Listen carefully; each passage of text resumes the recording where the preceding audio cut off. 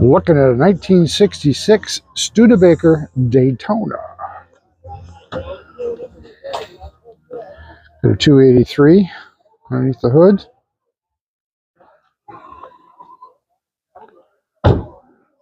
It's one of 620 Daytonas produced during the 1966 model year.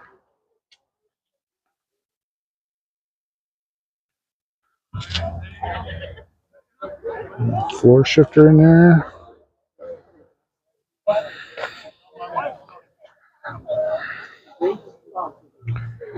Yeah, I don't see a whole lot of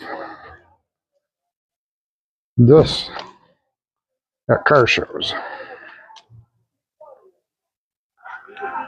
Original purchase price for this car, $2,800